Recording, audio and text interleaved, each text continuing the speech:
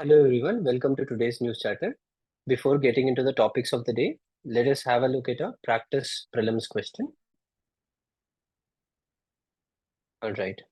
So if you have read the newspaper today, the Indian government have asked the UNESCO World Heritage Sites to be including the Maratha military landscapes. So Maratha military landscapes are those forts which were constructed during the Maratha time period, which started from the time period of Shivaji and then continued till the end of the Peshwas. So totally 12 such forts are there, and the government have asked UNESCO to consider for 2024 this Maratha landscape to be included in the World Heritage Sites. So two statements are provided, and they have asked you which among the two statements are correct. So let us read the question. Consider the following statements about Maratha military landscapes recommended for UNESCO World Heritage Site by the Government of India. In 2024, the Government of India have recommended Maratha military landscapes to be included in the World Heritage Site list of UNESCO. Two statements are provided. The first one, it includes forts and palaces. So these are the key terms here. Constructed during Maratha period. It does not include any palaces. It includes only forts. It includes landscapes in two states, Maharashtra and Karnataka. This is actually wrong. It includes landscapes in two states. That is correct. But the two states are not Maharashtra and Karnataka. They are Maharashtra and Tamil Nadu.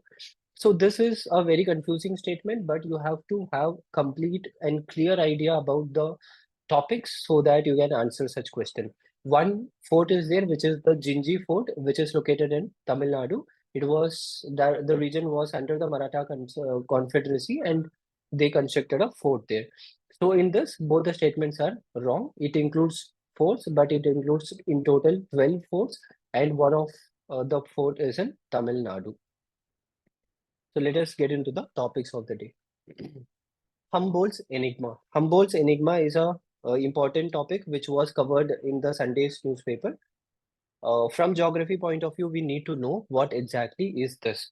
So whenever if you have traveled to mountains, so you would get to know mostly mountains are very high in biodiversity. Too much of forest, so too much of forest landscapes will be there. Too much of plants will be there. Flora, fauna, birds, everything will be there. So the enigma which was presented by the geologist Humboldt is that whenever we compare the tropical countries, the tropical regions of the world with the mountains of the world, we find that actually mountains are more biodiverse in nature. So there are certain reasons behind it, which was told by Humboldt. Climates are similar across various mountains in different parts of the world, but it changes according to the altitude. So in the lower elevation of the mountain, the biodiversity will be completely different. Once you go to the top of the mountain, the biodiversity and the climate will be completely different. So the factors which make mountains diverse is temperature, altitude, and humidity. Humidity can keep changing according to the landscape, according to the region in which the particular mountain is located. Temperature will be high in the foothills and it will reduce in the top. Altitude will be less in the bottom and then it will increase. So based on all these things, the biodiversity will also change. So we expect diversity to decrease away from the tropics. This is the general assessment. But what happens is when we talk about mountains act as an exception. In mountains, the biodiversity is very high. The very good example is when you compare the Western Ghats with Himalayas in the northeastern states of India. Himalayas in the northeastern states of India, that is the eastern Himalayas, are more diverse than Western Ghats. So the reason is because mountains have different elevation, mountains have different altitude, mountains are subjected to different amount of humidity. Mountains are subjected to different types of temperatures. Because of this, the biodiversity is very high. Poshan Abhiyan is a topic which is generally covered in news. From a prelims point of view, you need to know what exactly is the provisions of Poshan Abhiyan. From mains point of view, you really need to know this scheme because you will You will have to quote this scheme whenever you are getting a question on social welfare or health related topics, child development, women empowerment, etc. So the detail of Poshan Abhiyan is given here. It is Prime Minister's overarching scheme for holistic nourishment. Here, the target fixed, very important. You need to know this for sure. Target fixed are reduce stunting by 2%, undernutrition by 2%, anemia by 3%, low birth weight by 2% every year, not in total. Every year it has to reduce because India has very high amount of stunting, undernutrition, etc. Everything is about 20%. So we need to continuously reduce so that in the next 10 years or so, we will reach to a point where the health indicators are almost equal to that of developed countries. Remember this, stunting 2%, undernutrition 2%. Only anemia is a factor which we have targeted for 3% reduction. All other things are 2% reduction per year. Apart from reduction, they also focus on social and behavioral change. Social and behavior change communication. Why? Because it doesn't matter if we have some target and if we reduce all these things until the people get the idea that it has to be kept on check and all these things are very important, it will not be stable. Again, it may fall down. So we focus on social and behavioral change. District magistrate is the nodal officer for prelims. This point is very important for monitoring the nutritional status, etc. If it is not achieved, the district magistrate will be questioned. Districts are also required to conduct village health sanitation and nutrition day. This is one measure. Community-based events, regular community events should be conducted. Jan Andolan activities should also be conducted. So these are all the basic things which you need to know when we talk about Poshan Abhiyan. Diminutive Dragon. I have told multiple times when we talk about prelims, from the point of view of environment and ecology, important floras and faunas discussed in the newspaper are very important. You need to study about them. You need to at least have a basic idea so that you can solve such questions. About diminutive dragon, it is called as Agasthyagama edge or northern kangaroo lizard. It is called as kangaroo lizard because this lizard cannot climb into trees easily. It will, most of the time, it will spend in the ground. It is a terrestrial being. It will hop. It will jump. So that's why the name kangaroo. It is called kangaroo lizard. So it is mostly found in southern Western Ghats at Kulamavu in Kerala's Idukki district. Idukki district is present in the southern part of Kerala in near the Palakkad district. Another species of Indian kangaroo lizard was previously found. It is called as, it is, the name is not important, scientific details is not important. The diminutive dragon is the second species to be found, but the first species was already found in Shivagiri hills of Tamil Nadu. That should be remembered.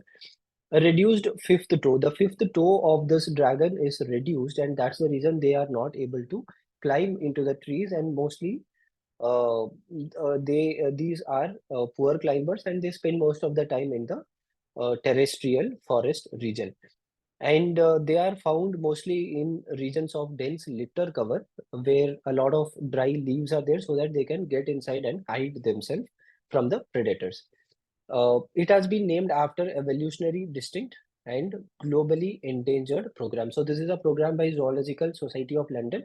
That is why it has been named as Agasthyagama Edge. Edge is evolutionary distinct and globally endangered program. It is a program to identify such species which are very distinct in evolution. It is very distinct because it is actually a dragon, it is actually a lizard, but then it cannot climb. So it is very distinct evolutionarily. So try to remember this. About Maratha military landscapes, we had a look at this during our prelims question. Let me give you a basic detail. India has nominated Maratha landscapes, 12 forts of Marathas for the World Heritage Sites of UNESCO for the year 2024-25. So the name of the forts, yes, it is important. You need to know what are all the forts. Salher, Shivneri, Lohagarh Fort, Kanderi, Raigad, Rajgarh, Pratapgarh, Suvarnadurg, Panhala, Vijaydurg, Sindhudurg. All these forts are in Maharashtra, and one fort, that is the Jinji fort, is located in Tamil Nadu. So this point is important. Try to remember them. At least you should know, if you are getting the names in the option, you should know that yes, this is a fort which belongs to Maratha landscape. At least that much you need to know. So why it is nominated? Why the Maratha landscapes are nominated by the government for inclusion into the UNESCO World Heritage Sites list of 2024 is because the forts which were built during the time of Shivaji Maharaj or his predecessors, or his predecessors, are that these forts are very good in integrating the entire landscape. So the landscape of that particular region is mostly covered with Vindhyan mountains and Deccan plateau. So it is a proper integration of all the region. The entire region got integrated, and they have placed these forts in very strategic locations so that militarily it will be very easy to defend the region. So that is the reason they have included it. It includes Sahyadri, Konkan, Deccan Plateau, and Eastern Ghats. The time period is 1670 to 1880. So for around 200 years, these forts were built. Mains question of the day: critically examine the steps taken to promote employment growth in the context of India's aspiration to be a $5 trillion economy. India has been trying to become $5 trillion economy. Within the next 3 years, we will achieve 5 trillion mark. So what are all the measures we have taken to promote employment? So here you can talk about different sectors. From agricultural sectors, what schemes are there? From manufacturing sector, what schemes are there? From service sector, what schemes are there? For MSMEs, what we have done? From educational point of view, what we are doing by skilling the population? What are all the things we are doing? So divide it into multiple subheadings and then mention the schemes, and you have to critically examine them. So what is the present unemployment status? How it can be improved? Give a way forward. Then your answer will be done. So from mains point of view, whenever we are getting a question from core economy in GS3, try to remember these facts. You can use them in your answer. The finance ministry have recently quoted that at present, India is of $3.7 trillion economy, but we will achieve $5 trillion economy in the next 3 years. With this, India will become the third largest economy in the world, and it is not going to stop here. We are growing at a pace of 7% every year, so we will reach $7 trillion mark by 2030 itself. So India's growth perspective is very good in the recent times. From prelims point of view, you need to know about neutron stars. Neutron stars, black holes, white holes, wormholes, pulsars, these things have been in news regularly, so we need to know about them. Neutron stars are the reminders of stars.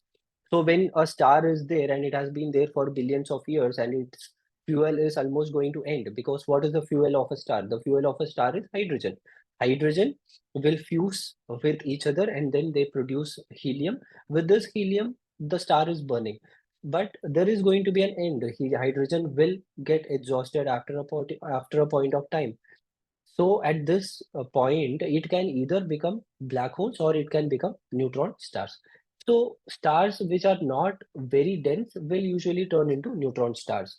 So this is the basic idea. So here two type of neutron stars are there. One is old neutron star, second one young neutron star. Young neutron stars have very high amount of rotation. They keep rotating about themselves. Old neutron stars do not have that much amount of rotation because their energy is mostly consumed. So what are all the basic features of neutron stars? They have very high amount of gravity because they are collapsing within themselves. The fuel is over, so gravity is going to take over. When gravity is taking over, everything will get compressed and it will collapse into itself, finally becoming a black hole. So here the gravity will be very high, magnetic field, electric field, everything will be very high. The spin velocity will be very high. So these are all the basic points you need to know when we talk about neutron stars. So that will be all for today.